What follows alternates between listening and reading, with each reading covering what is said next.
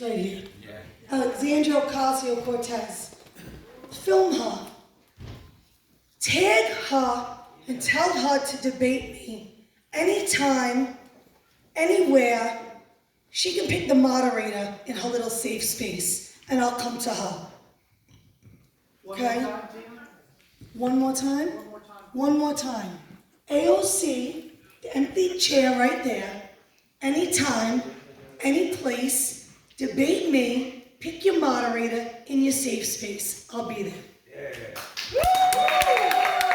Because I am so tired of these politicians just showing up 3 weeks before, jumping into the district, walking around playing pretend like they care when they don't.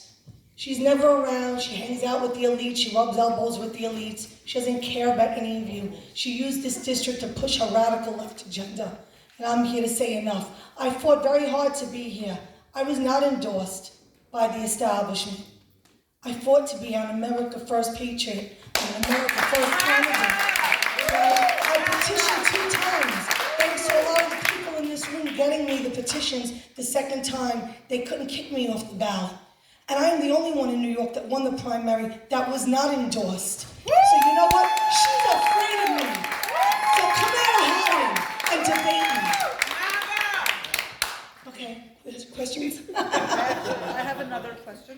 Yes. My question is, how do you feel about the people like Pelosi getting rich while they're in office? Absolutely wrong. I'm against it. I want forensic accountants on them. They call investigations on everybody else.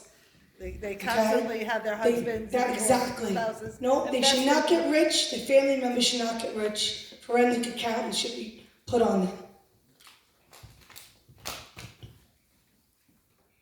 Anything else? Yeah, I do.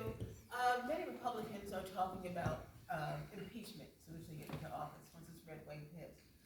Do you support that? Do you support impeaching? Oh, Biden needs to go. As well as Mayorkas and the Kamala. Yeah. Kamala, who bailed out the rioters. You know, the one who talks out of both sides of her mouth. Yeah, I'm for impeachment. I also pose that question to Tom.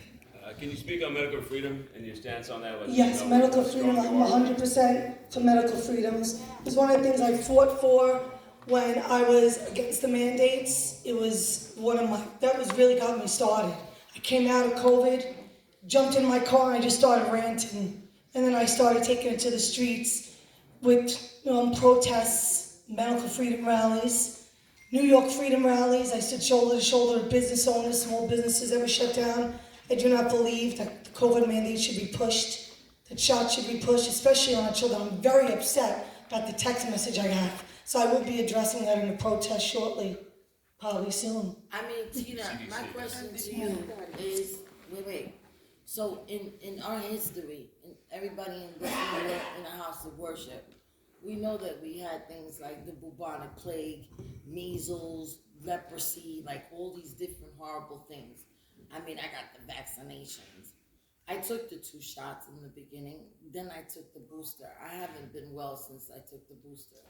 I don't encourage it on small children because they still have so much research to go before you go pumping them. Like now that it's calmed down and the numbers are lower, I do think that they need to lift the mandates, like because it seems to be right. Because it seems to be going down. Right, it seems to be going down, just like any other plague. I have antibodies still. I was almost died in March of 2020, right after my 50th birthday. Oh my God. And I still have antibodies. I'm not vaccinated, and my antibody levels are still high. So they don't talk about natural immunity, and it should be talked about.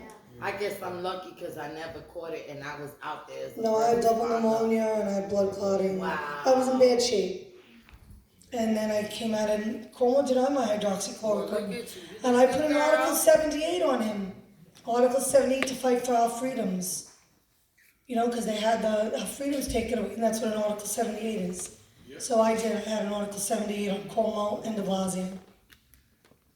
I think Joe Murray did too. What do you think about the economy and how government is handling the economy and They're inflation. handling it terribly. It's their policies that are doing this. But the pandemic did not cause what's going on right now. It's the Democrat and their policies that cause what's going on right now. The economy's in bad shape because of their policies, their regulations, everything that's going. They shut us down. A lot of businesses still didn't come back from that. I know because I delivered soda to a lot of places in Manhattan. Half of my stops didn't even come back yet. Half of my stuff is still closed down. The stores didn't even open. The mom and pop stores, they're not open. The large corporations survived through all this, but the middle class stores and the mom and pop stores, they didn't. And our economy's in bad shape because of the policies of the Democrats and the left. Tina, they didn't really survive. They're closing because They're of all the closing. shoplifting. Let's be Well, real yeah, here. that now, yes. Now, yes, Walgreens, there's a Walgreens I know that's closing down because of shoplifting Well, right Rite now. Aid closed But over in there. Manhattan, a lot of those stores didn't come back because they were forced to shut down in COVID. One at a time, the lady in the back. Hi. How are you and Tom gonna be able to handle the situation with Rikers not being, fixed up? Instead, they wanna put jails in every borough. We don't want jails in every borough, let them fix Rikers. Well, I can tell you right now, there's a problem going on in the district in the Bronx where they're moving inmates into Jacoby Hospital, 1900 Seminole. So there are a lot of people protesting about that. So I will look into that more. Tom, what do you think about that? Well, as far as Rikers Island goes, last year I ran